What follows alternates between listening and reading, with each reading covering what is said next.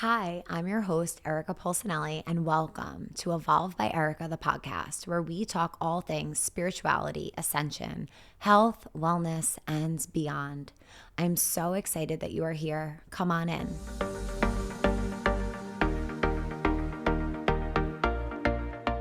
Hello, guys, and welcome to another solo episode, which I'm so excited for. This episode, I want to talk about something that you guys actually, some of you wrote in about, and I think it's just so relevant. It is the topic of discipline and the topic of why it is so challenging to show up and do the things that are good for us. Simple, so simple, and something we all experience. So, on this planet, we live with gravity that's pulling us down towards the center of the earth. And that is the same for our energy. So it is easier for our energy to kind of be stagnant and get pulled lower rather than ascend and rise. It takes more energy to rise. And in my previous solo episode, I spoke about how it's part of our DNA to have an easier time thinking more negatively and having the negative thoughts be more automatic rather than the positive thoughts. And that's because of survival. It's what our ancestors needed to do in order to survive. But we're here and we're rewriting how we live. We're recreating what life should look like. And we're worthy of living our best, most aligned life. And everything I'm going to share here is just from my experience at life. You may have a very different experience, and I honor that. And I'm not saying my way is the right way or the highway. I'm just saying this is what I've experienced to this point. And in 5 years, maybe I have a completely different idea of this. So, what I have learned is that it is challenging to meet ourselves and do the things that are hard for us. I remember a few years back, I was telling my friend how I started to take cold showers and I'm waking up at 5 a.m. and all of these other lifestyle transitions and shifts I've made. And he said to me, it sounds like you're taking all the fun out of life. Like it's nice to sleep in, it's nice to take a hot shower. And like, yeah, that's comfortable. That's all really comfortable. But we know that what's comfortable isn't what's going to help us grow and evolve. We know that. And it's outside of our comfort zones where change and evolution exists. And we all know what it feels like to change. We don't love it. We don't really enjoy it. It's not that much fun. It's uncomfortable to do something different because we're creatures of habit and we create these neural pathways that we're just comfortable in following. And these habits that we don't even realize are addictions or habits that we have that are just easy and go to for us to do. And it's outside of those things that lead to growth. So, why is it so hard for us to do the things that feel good? Because typically, the things that feel good aren't the things we want to do, but they're the things we know will help us change the most. So, waking up at 5 a.m. will forever be a challenge for me. This is never something that comes easy to me. I have to plan 24 hours in advance. I have to hype myself up 24 hours in advance to make that happen. And once I make it happen, I quickly reap the rewards of waking up at 5 a.m. and doing my meditation. And on the days that I don't, I quickly feel the opposite. I see where I could have done better. I see what I could have had more time for, how I could have had more time to just be and to be mindful and present and in that connected state in my meditation. And in those moments, I learn and I take that with me as ammunition to support me in the moments where it's the hardest to do whatever it is that helps me to feel good. So I think discipline is a word that so many people in the wellness industry are shying away from. It's almost like they don't want to say the word, and it bothers me because people are substituting it with the word consistent. And that is not, it's not a substitute. In order to be consistent, You need some type of discipline to get you to the routines that you are being consistent with. And that's how I see it. And you could challenge that. I'm open to it. But in this level of consciousness I'm at, that's how I see it. We need to have the discipline to show up and be consistent. And it's not easy, but we know it's always worth it. And I want you to know that you're not alone by feeling that it's easier to resort back to the old habits you have, that it's easier not to change, that it's so much easier to sleep in than to get up and meditate. And that's where the discipline comes in.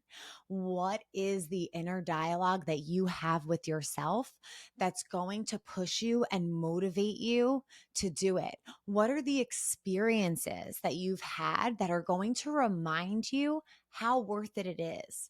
And the thing about the meditation practice that I have is that it wowed me from day one.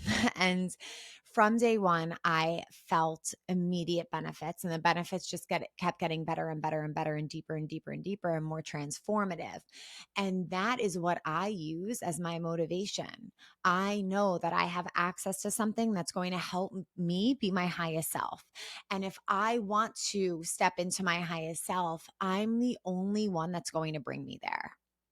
And I think it's so important to have people in your life that inspire you, that can hold you accountable. At the end of the day, it is you. So you have the opportunity. I'm sure you have a pocket full of tools and shifts that you know if you implement, you can step further into your highest self. Are you willing to have the discipline to hold yourself accountable and to show up for yourself? Are you? So there are a lot of things that I have not mastered that I'm going to share have significantly helped me and what I'm still working towards in full transparency, because these are the things that really support me in my mission to be my highest self. And I know when I don't do these things, I quickly see why I should be. So, number one, of course, starting my day with a powerful meditation practice and not just getting to my cushion and then being like, check, did it, done, but having time to linger in that sweet space of bliss and higher consciousness, because that is where we connect to source. That's where our energy of connectedness to source and one another comes from. That's where we receive divine downloads. That's where we tap into our soul's truth.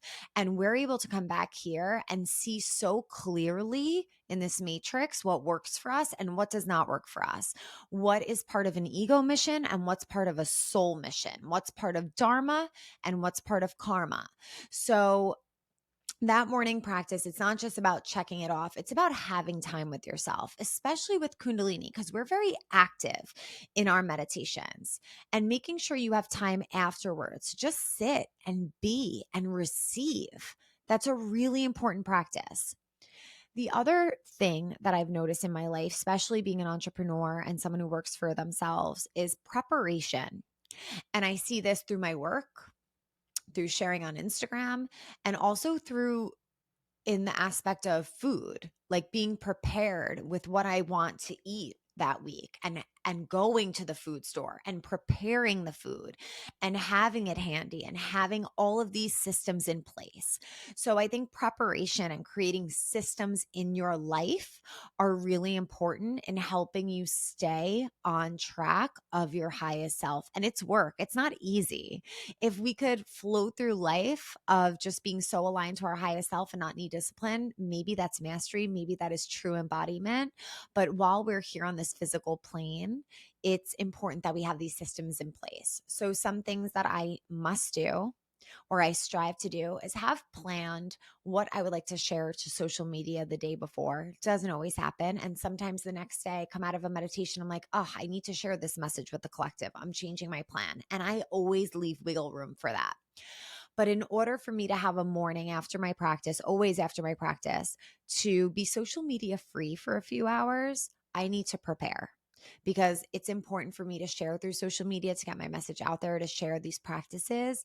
And I don't want to spend the early mornings doing that. So I need to be prepared in my work, and I need to be prepared then in my life. Am I going food shopping? Am I creating the time and space to figure out what I have in my house to sustain this healthy body and have meals that support that? So those are two things. So far, morning practice, having systems in place. Another thing that's become really helpful in just supporting the good habits in my life is habit stacking. And at first, I didn't like the idea of habit stacking. It actually sounded the opposite of mindful to me. I was thinking if you're doing many things at once, it doesn't feel like you're doing anything with so much intention behind it. But what I've realized is habit stacking has helped me actually make time for the things I wasn't anyway.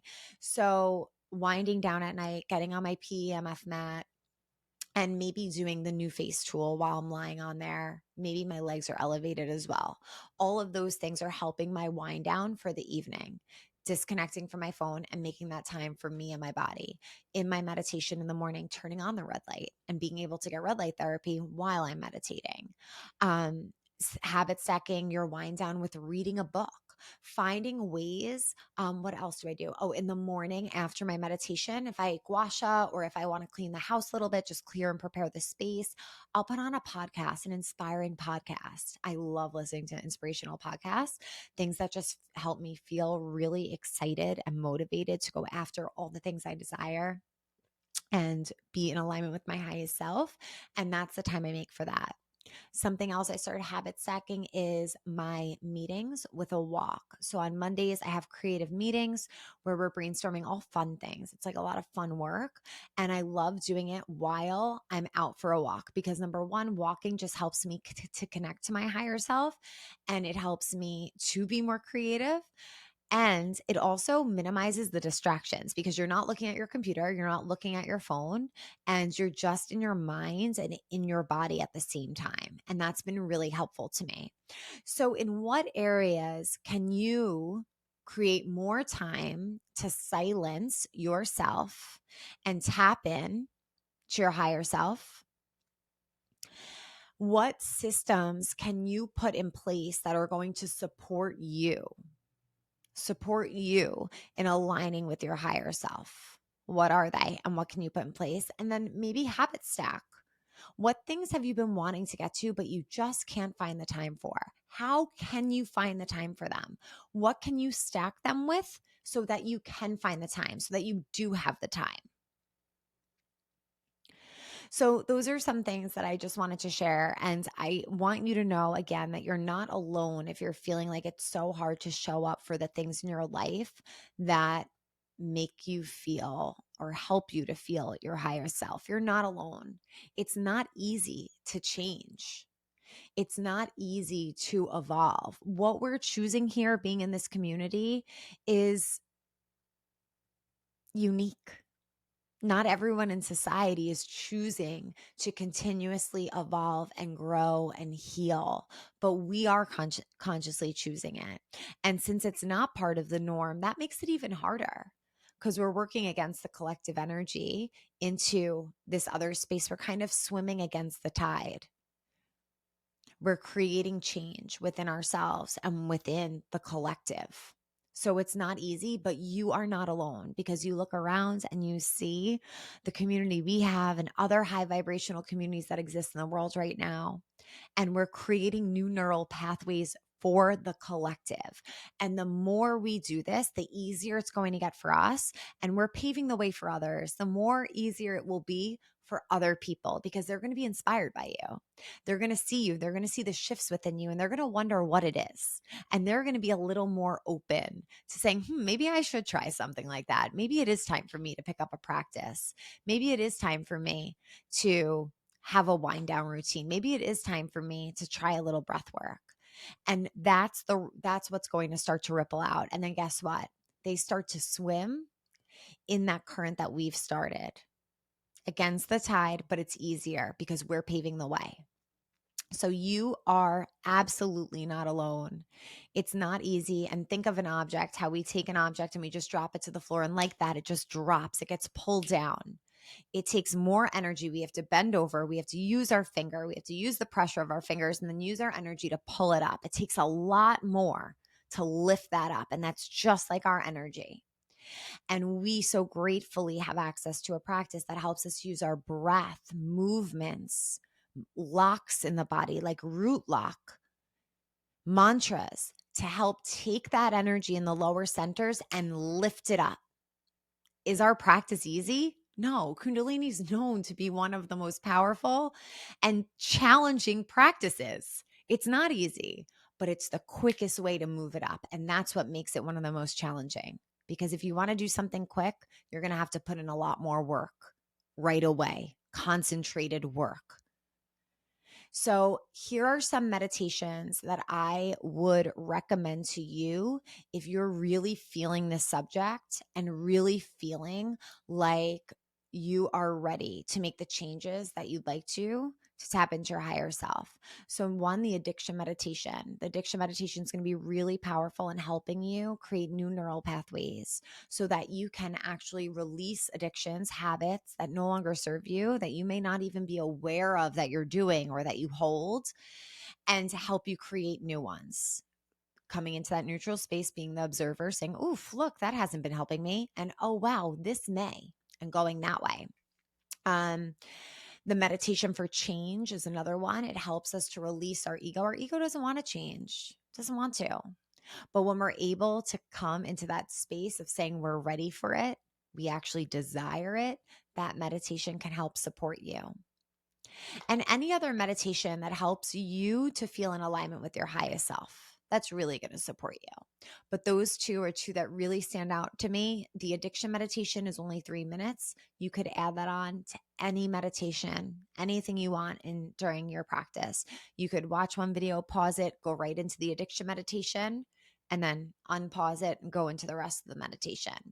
But that's really going to help you in overcoming any of the habits that have been keeping you in the same loop. It's going to disrupt the loop and allow you to create a new, more powerful, more beneficial, more productive loop. So, thank you so much for joining me for this conversation. I love these short, sweet, potent packed solo episodes. If there's anything else you want to chat about, please write into me on Instagram. I'm always checking the DMs, and I would love to have any other conversations you're guided to here. Thank you so much for being here. Thank you so much for being part of this community. My heart expands when I say that because I mean it with every fiber of my body. Thank you for creating the change within yourself so that we can create the change we want to see in the world. I love you. I'm sending you so much love. May the longtime sun shine upon you. Sat Nam.